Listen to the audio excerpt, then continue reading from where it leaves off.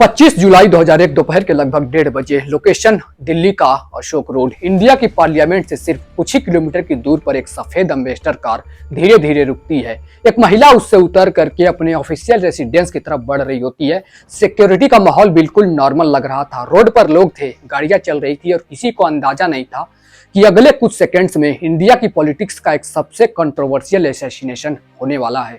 एक ऐसी घटना जिसने पूरे देश को हिला दिया। अचानक से 3 आदमी चेहरा ढककर उस महिला की तरफ दौड़ते हैं बिना किसी वार्निंग के। गोलियों की आवाज पूरी सड़क पर गूंज उठती है। पहले 1, 2, 3 और कुछ ही पलों में कई राउंड्स फायर किए जाते हैं। लोग घबरा कर इधर उधर भागने लगते हैं। लोगों को समझ में नहीं आता कि आखिर हो क्या रहा है। ये बॉडी गार्ड्स रिएक्शन देने की कोशिश करते हैं, लेकिन तब तक बहुत देर हो चुकी होती है। हमलावर उतनी ही तेजी से वहां से निकल जाते हैं और जमीन पर खून से लथपथ पड़ी थी फूलन देवी की लाश। चंबल फूलन देवी, known for her brand of biblical justice. एक ऐसा नाम जिन्हें कुछ लोग बैंडिट क्वीन कहते थे, कुछ लोग गरीबों का मसीहा मानते थे, तो कुछ लोग उन्हें क्रिमिनल के रूप में देखते थे। लेकिन उस दिन ये डिबेट खत्म हो गई। नाम फूलन देवी है, जो बैंडिट क्वीन के नाम से जानते हैं, और हमें पता नहीं था कि इतना संघर्ष करने के बाद हम जिंदा रहेंगे और आज आप सबके बीच में भी पहुंचेंगे। लेकिन असली कहानी यहीं से शुरू करते हैं कि ये मर्डर किसने किया, इसका प्लानिंग कब किया गया था और अटैकर्स को उनकी इंफॉर्मेशन, उनके रूटीन की जानकारी कैसे थी, या फिर इसके पीछे कुछ और भी था, कुछ ऐसा जिसने पूरे देश को हिला दिया, जिसको सुनने के बाद आपकी रूह कांप जाएगी। और सबसे बड़ा सवाल कि इस मर्डर की सच्चाई कभी सामने आ भी पाई या फिर नहीं। आज के वीडियो में हम समझेंगे कि 25 जुलाई 2001 को आखिर अशोक रोड पर हुआ क्या था और इसके पीछे वजह क्या थी।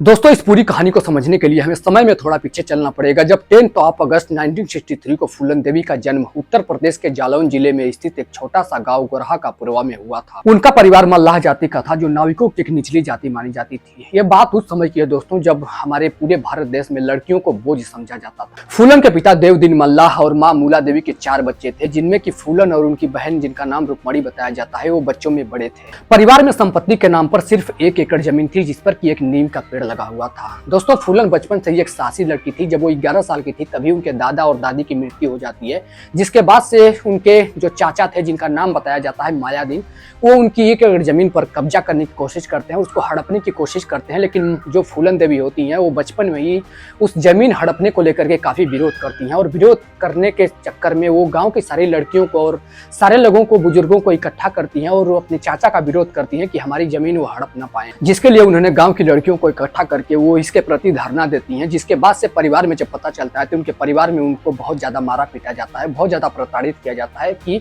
उन्होंने ऐसा क्यों करा परिवार के विरोध में। यहाँ तक कि बताया जाता है कि परिवार ने उन्हें इतना मारा था कि वो बेहोश तक हो गई थी। यह घटना फूलन के जीवन का एक दोस्तों पहला बड़ा संघर्ष था। जातिवाद और गरीबी ने फूलन को बचपन से ही तोड़ना शुरू कर दिया था। दादा दादी के मरने के बाद 11 साल की उम्र में ही उनके परिवार वालों ने उनकी शादी एक अधेड़ उम्र के आदमी से करा दी थी, जिसकी उम्र थी लगभग 30 से 40 साल। ये उस समय की बात है दोस्तों, जब बहुत ज्यादा लड़कियों को प्रताड़ित किया जाता था और बहुत ज्यादा उनको दबाव दिया जाता था और बाल विवाह कराया दिया जाता था। और उस समय दहेज में उनको 100 रुपए, 1 गाय और 1 साइकिल दी गई थी उनकी शादी में। लेकिन शादी के बाद फूलन का नर्क जैसा जिंदगी शुरू हो गया था, क्योंकि जिससे उनकी शादी हुई थी, जिस अधेड़ उम्र के आदमी से फूलन देवी की शादी हुई थी, उसका नाम पुट्टी लाल था।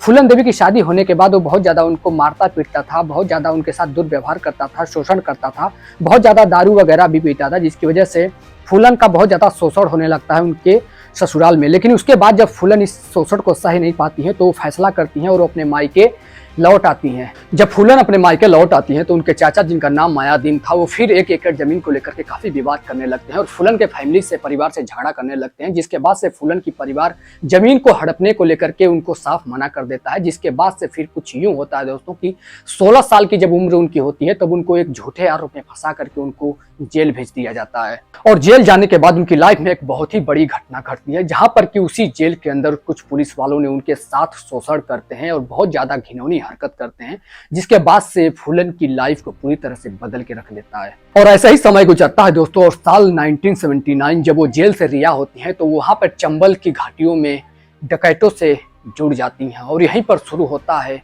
फूलन के डकैत बनने का सफर।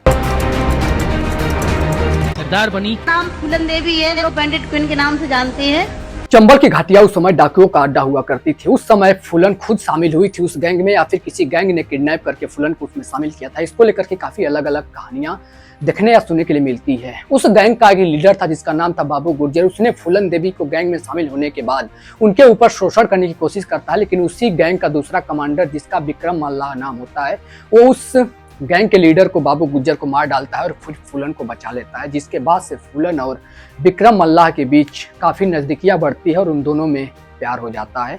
जिसके बाद से विक्रम मल्लाह फूलन को गन चलाना सिखाता है। गन चलाना सीखने के बाद जो फूलन देवी थी वो एक खूंखार डाकू बन चुकी थी, एक ऐसा खूंखार डाकू जिनके डर से लोग कांपने लगते थे।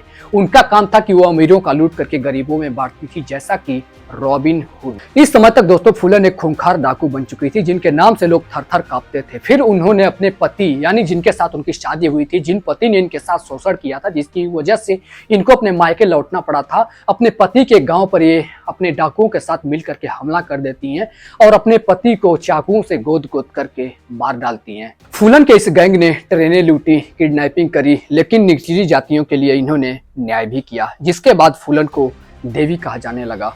समय गुजरता है दोस्तों और साल 1918 जब उसी गैंग में दो ठाकुर भाई शामिल होते हैं जिनका नाम था श्री राम सिंह और लाला राम, जिन्होंने विक्रम मल्लाह को सोते हुए चाकू से गोद करके मार डाला और फूलन को किडनैप करके बहमई गांव लेकर चले गए। और इसके बाद जो हुआ उसने पूरे देश को हिला कर रख दिया था। जिन दो ठाकुरों ने फूलन को किडनैप करके बहमई गांव लेकर गए थे, वहां पर वो कई सारे ठाकुर मिल करके फूलन के साथ बहुत ही गंदा दुष्कर्म करते हैं। उनको नंगा करके घुमाया जाता है, उनको अपमानित किया जाता है और वहां पे कई सारे लोग मिलकर फूलन का गैंग रेप तक करते हैं और हफ्तों तक बंधक बना के रखते हैं। लेकिन किसी तरह से फूलन उनके चंगुल से बचकर निकल जाती हैं और एक नया डकैत जिसका नाम था मन सिंह, उसके साथ एक नया गैंग बना लेती हैं। समय गुजरता है और 14 फरवरी 1981 दिन था वैलेंटाइन डे। फूलन देवी अपने पूरे फोर्स के साथ, अपने पूरे गैंग के साथ बहमई गांव पर हमला कर देती हैं।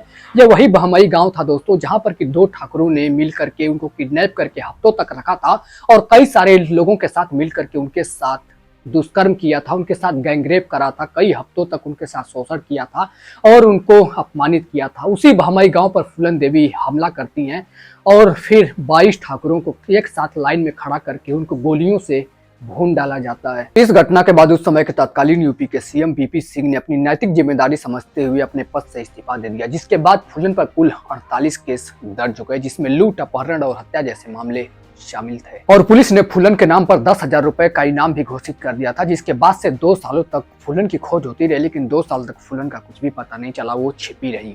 लेकिन समय गुजरता है दोस्तों और साल 1983 ये वो समय आता है जब फूलन थकान और बीमारियों से परेशान होकर अपने आप को पुलिस के सामने सरेंडर करने का फैसला लेती हैं। लेकिन इसके साथ उन्होंने कई सारी शर्तें भी रखी कि वो यूपी पुलिस को सरेंडर ना करके बल्कि एमपी पुलिस को सरेंडर करेंगी। और 12 फरवरी 1983 ये वो समय आता है दोस्तों जब मध्य प्रदेश के भोपाल में लगभग 8,000 लोगों के सामने फूलन देवी अपने आप को सरेंडर कर देती हैं।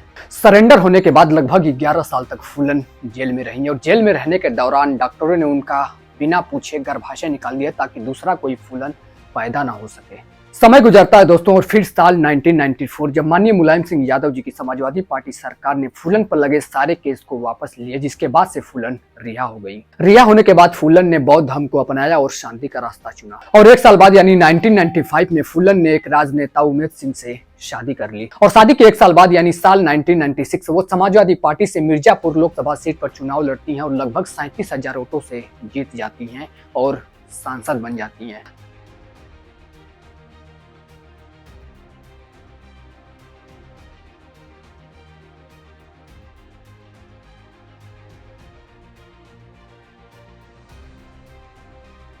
Chambal Phulan Devi, known for her brand of biblical justice. जिसकी बात मैंने वीडियो के शुरू में करा था यानी 25 जुलाई साल 2001 दिल्ली के अशोक रोड पर स्थित उनके बंगले के बाहर 3 मास्क पहने हुए बदमाश आते हैं और फूलन पर ताबड़तोड़ गोलियों से बौछार करने लगते हैं, जिसमें कि फूलन की सर में 2 गोली लगती है और शरीर में 3 गोली लगती है और 37 साल की उम्र में वो शहीद हो जाती हैं। जिसमें मुख्य आरोपी शेर सिंह राणा को कोर्ट ने उम्र कैद की सजा सुनाई। फूलन के मौत के बाद उनकी विरासत आज भी लोगों के दिलों में जिंदा है। उनके ऊपर एक मूवी भी आई थी जिसका नाम था बैंडिट क्वीन और एक डॉक्यूमेंट्री भी पब्लिश करी गई थी जिसका नाम था आई फूलन देवी, जिसको कि उन्होंने खुद लिखा था। फूलन देवी को लेकर आपकी अपनी क्या राय है, प्लीज कमेंट बॉक्स में जरूर बताना। उम्मीद करता हूं दोस्तों वीडियो आपको इन्फॉर्मेटिव लगा होगा। वीडियो अगर आपको इन्फॉर्मेटिव लगा तो प्लीज चैनल को सब्सक्राइब करके बेल आइकन जरूर से ऑन कर लेना। मिलते हैं किसी और वीडियो में एक नई टॉपिक के साथ। तब तक के लिए thank you so much for watching this video.